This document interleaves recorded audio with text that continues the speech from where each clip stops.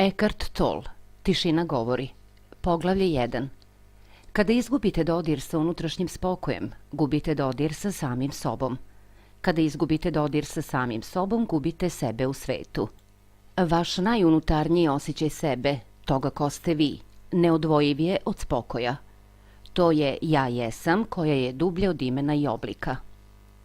Smirenost je vaša suštinska priroda. Šta je smirenost? Unutrašnji prostor svesnosti u kojem reči sa ove stranice bivaju opažene i postaju misli. Bez te svesnosti ne bi bilo opažanja, mišljenja i sveta. Vi ste ta svesnost prerušena u osobu. Ekvivalent spoljašnjoj buci jeste unutrašnja buka mišljenja. Ekvivalent spoljašnjoj tišini jeste unutrašnja tišina. Kad god je oko vas tišina, slušajte je. To znači primetite je. Obratite pažnju na nju. Slušanje tišine budi dimenziju spokoja unutar vas, jer samo kroz tišinu vi možete postati svesni tišine. Uvidite da u trenutku primećivanja tišine oko vas vi ne razmišljate.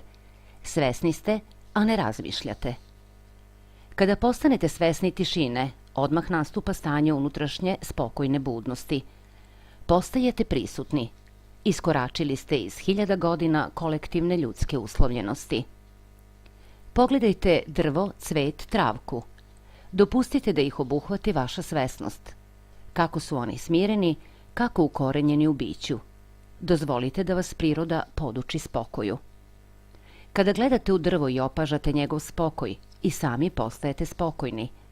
Povezani ste sa njim na jednom veoma dubokom nivou. Osjećate jedinstvo sa svime što opažate u smirenosti i kroz smirenost. Osjećanje jedinstva sa svim stvarima jeste istinska ljubav. Spoljna tišina pomaže, ali nije neophodna za pronalaženje unutrašnje tišine.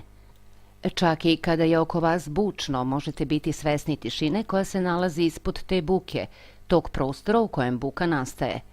To je taj unutrašnji prostor čiste prisutnosti same svesti. Možete postati svesni prisutnosti kao podležuće osnove sveg vašeg čulnog opažanja i sveg vašeg mišljenja. Kada postanete svesni prisutnosti, obuzeće vas unutrašnja tišina. Svaki iritantni zvuk može biti koristan kao da je tišina. Kako? Popuštanjem vaše unutrašnje ograde prema tom zvuku, dopuštanjem da on postane to što jeste, to prihvatanje vas takođe vodi u carstvo onog unutrašnjeg mira koji jeste tišina. Uvek kada istinski prihvatite trenutak kao ono što on jeste, bez obzira na formu u kojoj se pojavljuje, zadobili ste tišinu, nalazite se u miru. Obratite pažnju na prazninu, prazninu između dve misli, kratki tihi prostor između dve reči u razgovoru, između nota klavira ili flaute, na prazninu između udaha i izdaha. Kada obratite pažnju na te praznine, prisustvo nečega postaje samo prisustvo. Tada se u vama rađa bezoblična dimenzija čiste svesnosti i zamenjuje poistovećivanje sa oblikom. Istinska inteligencija dela u tišini. Tišina je izvorište kreativnosti i rešenja problema. Da li je tišina samo odsustvo zvukova i sadržaja? Ne. To je inteligencija sama, jedna dublja svest iz koje je rođen svaki oblik. A kako bi to moglo biti nešto različito od onoga što ste vi? Oblik za koji mislite da ste vi proizišao je iz te svesti i na njoj i dalje počiva. Ona je suština svih galaksija kao i vlati trave, sveg cveća, drveća, ptica i svih ostalih oblika. Tišina je jedina stvar na svetu koja nema oblik, ali ona zacelo nije stvar i nije od ovog sveta. Kada posmatrate drvo ili drugog čoveka iz te tišine, ko je posmatrač? Nešto dublje od osobe. To svest posmatra svoju kreaciju. U Bibliji je rečeno da Bog stvori zemlju i vide da je to dobro. To je ono što i vi vidite kada posmatrate iz tišine bez razmišljanja. Treba li nam više znanja?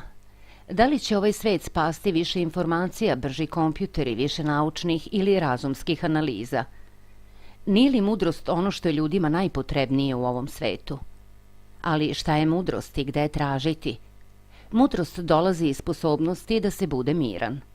Da se samo gleda i samo sluša. Ništa drugo nije potrebno.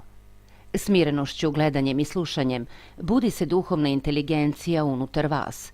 Dopustite da taj spokoj upravlja vašim rečima i postupcima.